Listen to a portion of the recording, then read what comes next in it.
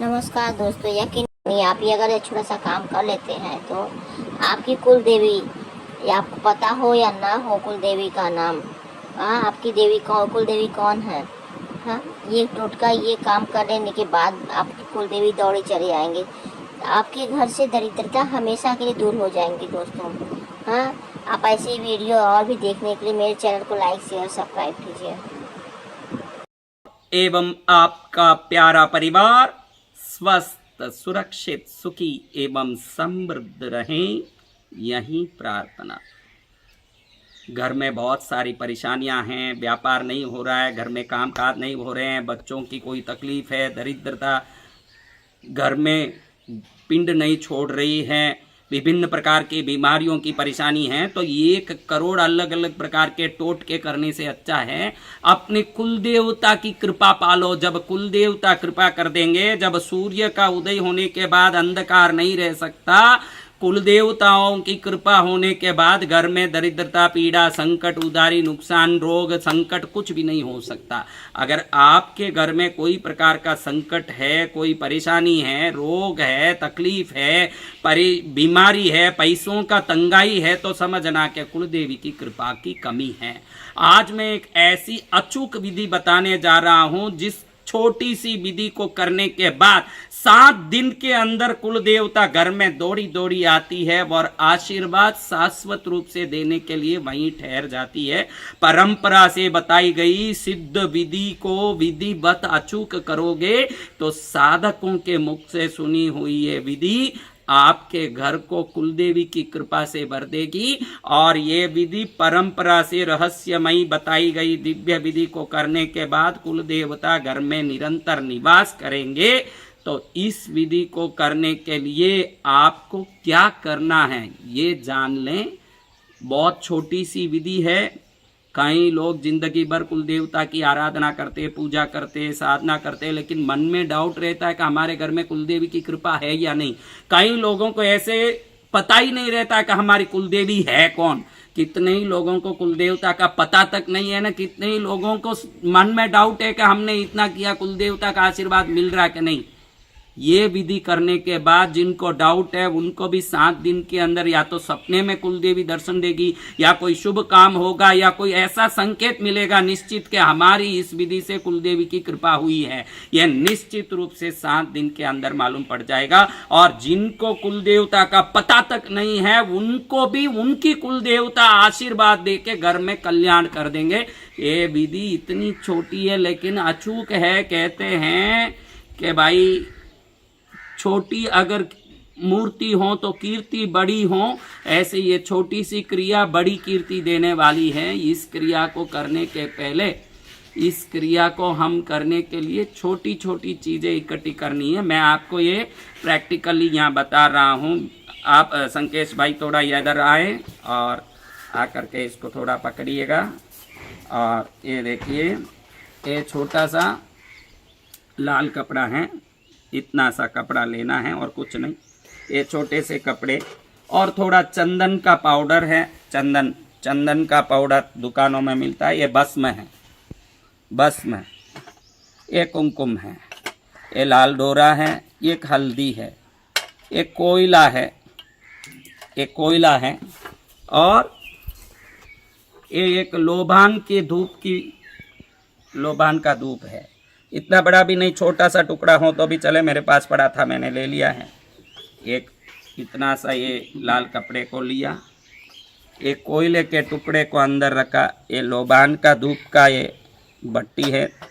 लोबान धूप बोलोगे तो दुकान में मिलेगा। इस छोटा सा टुकड़ा रखें, थोड़ा सा चंदन डालें, थोड़ा सा भस्म डालें, थोड़ा सा कुमकुम और एक हल्दी का गांठ, बस इतना ही हो गया। और इसको ऐसे पोटली कर लें, इसका इसे पोटली कर लें। ये लाल डोरे को लें, इस लाल डोरे से इसको आप अच्छे से बांध लें ऐसे। आपको वापस बता देना चाहता हूं कि करोड़ प्रकार के अलग अलग क्रिया करने से अच्छा है अपने घर में कुल देवता का आशीर्वाद शाश्वत रूप से बन जाए तो किसी दूसरी क्रिया की जरूरत ही नहीं है, क्योंकि जिस घर में कुल देवता मजबूत रूप से बैठे हों तो उस घर को कोई भी किसी प्रकार से तकलीफ नहीं दे सकता। अगर कोई कुल देवता को बांध दिए हों, इस कारण से घर में परेशानी हो, तो वो बंधे हुए कुल देवता को भी मुक्त करने के लिए ये विधान बहुत ही लाभकारी है। वो कुल देवता जागृत होके आपका सब कल्याण करने लगते हैं। तो ऐसा महिमामय आपको ये क्रिया है। खाली देखिए ऐसे हमने इसको डोरा बांध दिया है, खाली एक गांठ इसलिए दे रहा हूँ कि वो खुल न जाए, अच्छे से बन जाए। इसको कौन बांधना है तो घर के पुरुष सबसे बड़े जो हैं वो बांध सकते हैं, या बेटा है तो बेटा बांध सकता है। पुरुष ही बांधना, स्त्री नहीं बांध सकती है। घर में पुरुष ही बांधना है।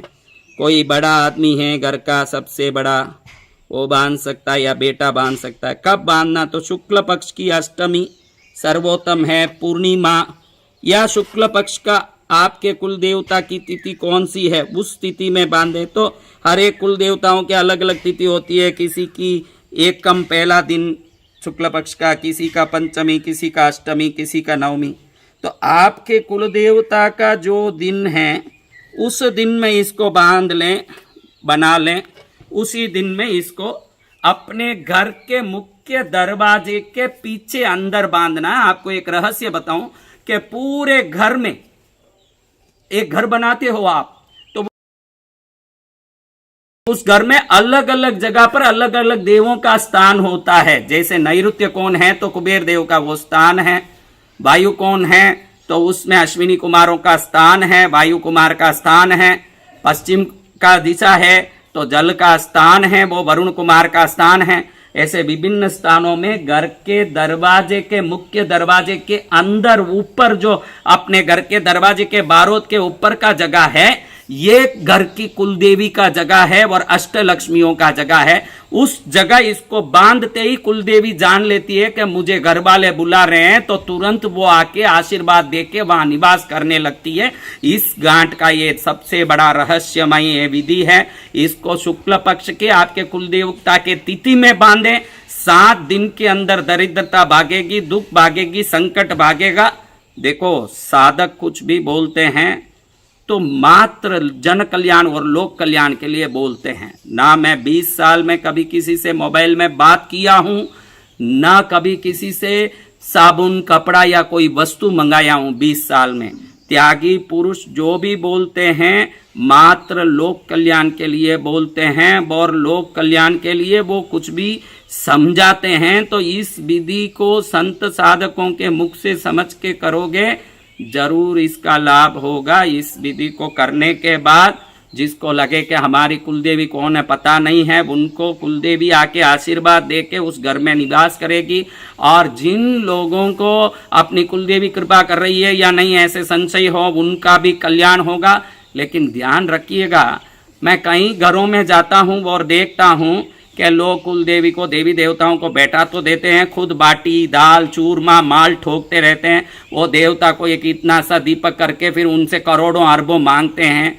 अगर आप अपने देवताओं की कृपा चाहते हो, कुल देवता की कृपा चाहते हो, तो कम से कम एक गुलाब का फूल चढ़ाओ, रोज धूप दीप करो, कुंकु की टिक्की करो, एक छोटी सी चांदी की बाटकी में जो आप खाते हो आपके लिए बनता है, उसमें पहला निकाल के गाय के लिए, दूसरा निकाल के कुत्ते के लिए, तीसरा निकाल के कौवे के लिए, चौथा निकाल के कुल देवता के लिए। सबसे पहले कुल देवता को वो रोटी सब्जी जो बने उसको आप निकाल के रोज चढ़ाओ। फिर आपके घर के पुरुष को, बेटे को वो प्रसाद के रूप में दो। वो खाने वाले प्रसाद कभी निरोगी रहेंगे, कभी उनको दरिद्र नहीं आएगा। चढ़ाना उनको है, खाना हमको ही है। कोई वो देवता आके खाने वाले नहीं, उनकी दृष्टि से तो वो और भी बड़ा प्रसाद बन के हमारा कल्याण करने वाला है। लेकिन कई घरों में मैं देखता हूँ इतना सा दीपक जलाते हैं, ऐसा करते हैं, आंख बंद करके खोले जब तक तो दीपक ही खत्म हो जाए, इतना सा तो 2 बूंद घी डालते हैं और दुनिया भर का वहां खड़े होके मेरे को अरबोपति बना दो, मेरा रोग मिटा दो, मेरा संकट मिटा दो। अरे किसी से कुछ मांग रहे हो तो पहले उनकी भक्ति तो अच्छे से कर लो। पहले कुमकुम की टिक्की करो, फिर कुछ पुष्प चढ़ाओ, बढ़िया धूप करो, एक दीपक करो, फिर कुछ नैवेद्य गरम चढ़ाओ, फिर भक्ति करके उनसे मांगोगे तो भक्ति का परिणाम भी शुभ आएगा। खाली सूखा पड़ा हुआ आपके देवों का स्थान और दुनिया भर का मांगने उधर दौड़ोगे तो कुछ नहीं होगा। इस क्रिया को करने के बाद कुल देवी अचूक आएगी, अचूक लाभ देगी। उसका संकेत या परिणाम आपको तुरंत देखने में मिलेगा। ऐसी अचूक क्रिया वाली ये छोटी सी विधि को, जिसमें हमने देखा कि लोबान की बट्टी, हल्दी का गांठ, कोयला, चंदन का पाउडर, कुमकुम और भस्म, ये 6 चीज डाला है। और मैंने कहा कि घर में अष्टलक्ष्मियों का निवास स्थान, कुलदेवी का दिव्य स्थान है, अपने घर का मुख्य दरवाजा, और उस दरवाजे के ऊपर इसको लगाना है और कहीं कुछ काम नहीं करना है। मात्र यहाँ पर अपने घर के दरवाजे पर इसको लगाना है। यहाँ पर आप देखेंगे कि ये हमारा यहाँ विंध्याचल में मेरे साधना आश्रम का मुख्य द्वार है। यहाँ पर इसको इसी डोरे में, अभी देखे तो इसी डोरे से लेके ऐसे मैंने उसी डोरे में से ऐसे टांग दिया है। अगर आपको नई कीली लगाना पड़े तो पीतल की कीली लगाओ तो बहुत अच्छा है। पीतल की कीली आप लगाओ तो बहुत अच्छा है। ऐसे लगा दिया, बस इतनी सी क्रिया। इस क्रिया को करके अनंत फल प्राप्त करो, यही मंगल कामना करते हुए आप एवं आपका प्यारा परिवार स्वस्थ, सुरक्षित, सुखी एवं समृद्ध रहें, यही प्रार्थना।